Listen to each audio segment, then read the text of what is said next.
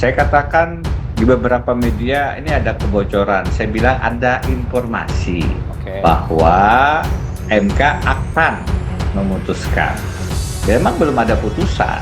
Karena itu, apa maksudnya? Maksudnya adalah bagian dari advokasi, bagian dari pengawalan agar putusan MK dalam pandangan saya tidak mengarah ke sistem proporsional tertutup. Karena saya berpandangan seharusnya sistem pemilu itu legislatif, tertutup atau terbuka, adalah open legal policy yang harus diputuskan melalui proses deliberasi di parlemen oleh Presiden, DPR, dan DPD.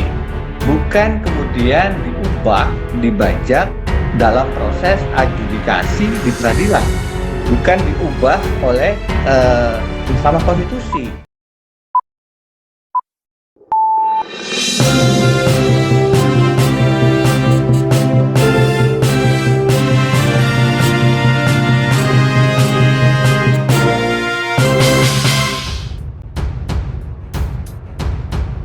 Anda kemudian dituding membocorkan rahasia negara dengan pernyataan Anda yang dianggap cukup percaya diri, kemudian banyak respon dari berbagai pihak, bahkan kini sedang dikaji juga mekanisme sanksi jika kemudian pernyataan Anda ini benar diperoleh dari orang dalam atau orang yang dianggap kredibel. Apa respon Anda soal ini, Bang Denny? Pertama, sebenarnya fokusnya mestinya tidak ke situ ya. Tapi oke lah, saya tanggapi singkat saja. Oke.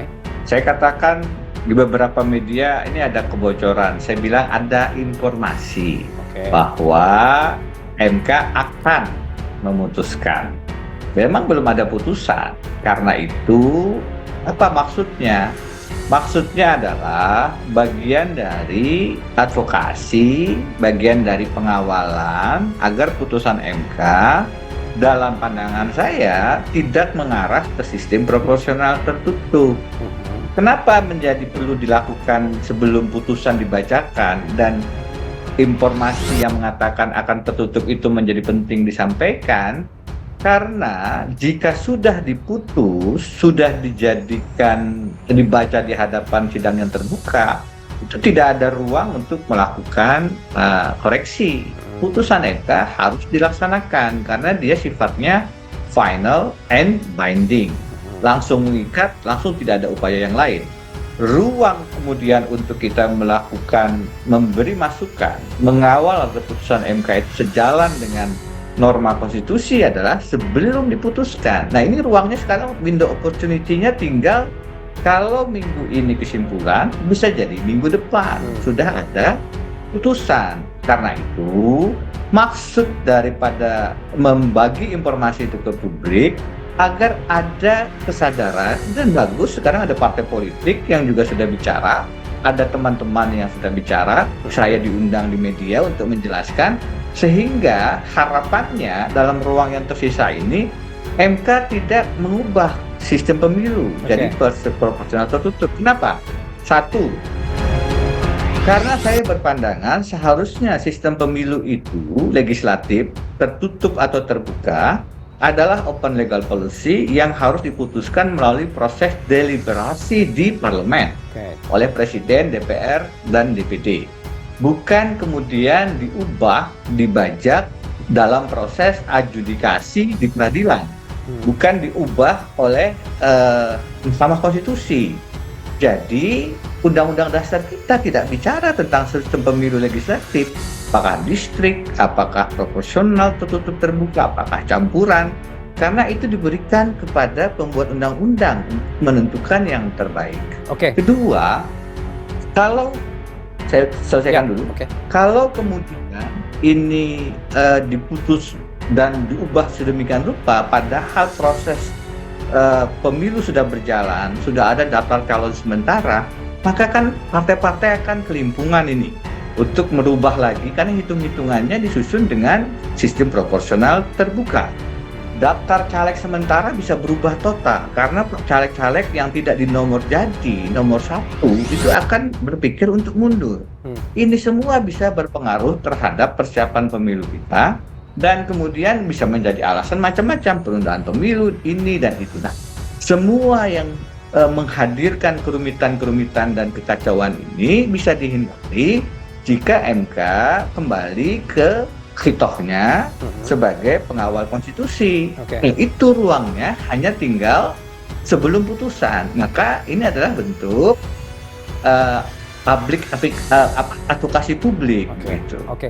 Gini, boleh tidak dikatakan kalau Anda ingin menyampaikan soal kegelisahan Anda, lalu kemudian ini diterjemahkan adalah sebagai preventif dan dikatakan juga lebih baik dicegah begitu kalau kemudian suatu hari apa yang Anda khawatirkan ini terjadi, begitu? Kenapa saya katakan saya mendengar ada informasi akan putusannya seperti ini? Sebaiknya tidak, karena begini-begini gitu. Kenapa kita bisa menilai bahwa ini mungkin terjadi? Orang yang bersidang di MK seperti kami sedang menguji misalnya Undang-Undang Cipta Kerja. Kami beberapa kali bersidang soal sengketa hasil. Itu bisa dari proses persidangan membaca kira-kira arah putusan hakim ini seperti apa. Dari respon, dari tanya jawab, dari jalannya sidang. Bahkan kalau kita melihat latar belakang hakim, preferensi, afiliasi, organisasi, bukan mungkin kedekatannya dengan partai politik, kita bisa menghitung ini kecenderungan hakim seperti apa. Di Amerika Serikat, kalau hakimnya dinominasikan hakim agungnya oleh presiden dari Partai Republik, maka untuk kasus-kasus tertentu dia akan lebih konservatif.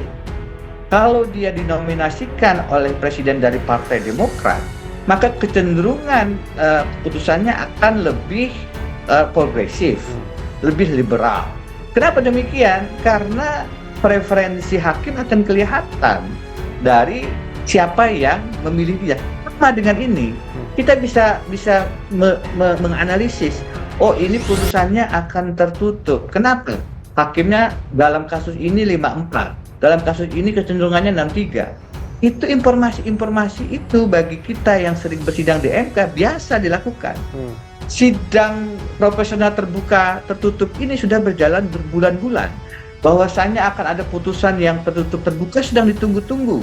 Sudah banyak talkshow yang mengatakan ini akan hibrid. Oh ini akan tertutup, ini akan terbuka. Informasi semacam itu sudah tersedia di ruang-ruang publik. Nah saya dalam waktu yang tersisa ini mendengar akan tertutup. Saya ingin katakan, ayo kita cegah, karena aspirasi saya ini sebaiknya terbuka tetap, supaya tidak kemudian membajak demokrasi kita kembali ke sistem pemilu Orde Baru yang menghilangkan hak rakyat untuk mengenal siapa calon yang mereka tunjuk sebagai anggota dewan.